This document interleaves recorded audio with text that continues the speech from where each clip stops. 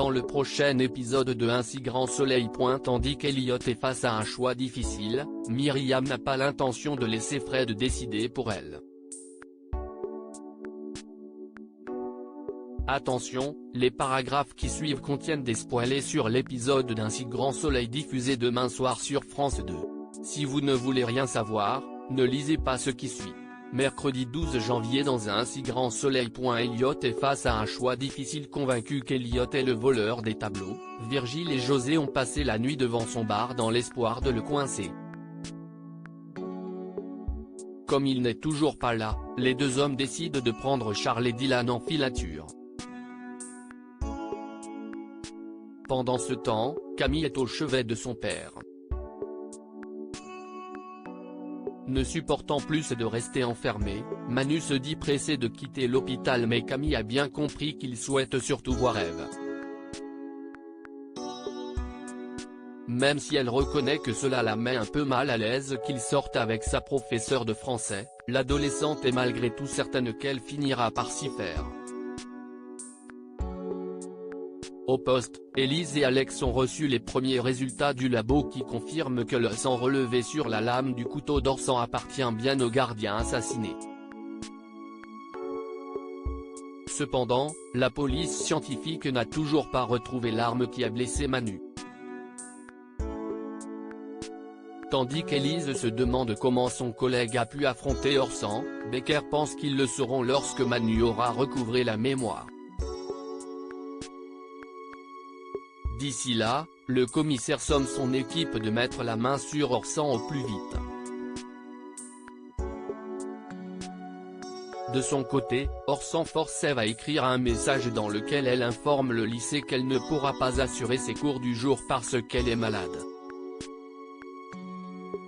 Elle profite alors de ce moment pour lui dire qu'il n'est pas trop tard pour la relâcher, mais le fugitif est prêt à tout, quitte à riposter si la police parvenait à remonter sa trace. Plus tard, Virgile et José observent Elliot, Charles et Dylan rentrer dans le cabinet d'un notaire. Toutefois, ils préfèrent jouer la sécurité en attendant qu'Elliot les mène jusqu'au tableau. À quelques encablures, Steve rencontre Marvin au parloir et lui présente ses excuses pour l'avoir piégé, même s'il jure avoir fait cela pour le protéger. Mais Marvin, qui le sait parfaitement, ne lui en veut pas. Très ému, il lui demande ensuite de prendre soin de leur mère. La nuit tombée, Elliot est sur le point de rentrer chez lui quand José et Virgile lui tombent dessus violemment. Tandis qu'il cherche à savoir où il a planqué les tableaux, Elliot fait mine de ne pas savoir de quoi il parle. Pour le convaincre de collaborer, Virgile lui apprend donc que sa mère a été kidnappée et précise que s'il ne ramène pas les tableaux dans moins d'une heure, Orsan la tuera. Myriam n'a pas l'intention de laisser Fred décider pour elle et Myriam a pris rendez-vous chez sa gynécologue. Comme c'est sa première grossesse, celle-ci lui donne quelques recommandations. Pendant ce temps, Henrik fait visiter l'entrepôt de Elle. Cosmétique à Nassim. Très enthousiaste à l'idée de travailler pour l'entreprise, l'ancien collègue de Myriam montre toute sa motivation pour le poste.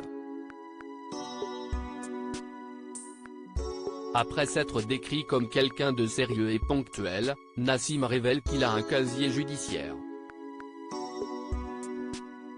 Henrik, qui apprécie sa franchise, rétorque qu'il lui fait confiance puis lui souhaite la bienvenue chez elle. Cosmétique. Sans attendre, Nassim rejoint Myriam dans son bureau et lui annonce qu'il prendra ses nouvelles fonctions la semaine suivante. Par la suite, Myriam rejoint Fred qui la prévient qu'il n'a pas envie d'être père. Comme elle se dit prête à élever son bébé seule, il lui reproche de ne penser qu'à elle et non au bien-être de l'enfant. Alors qu'il insiste pour qu'elle avorte, Myriam refuse, précisant que c'est peut-être sa seule chance de devenir mère. Agacé qu'elle lui impose une paternité qu'il ne veut pas, Fred quitte les lieux furibond. Peu après, Myriam se confie à Claire et explique que même si elle comprend la réaction du pompier, elle n'a pas l'intention de changer d'avis.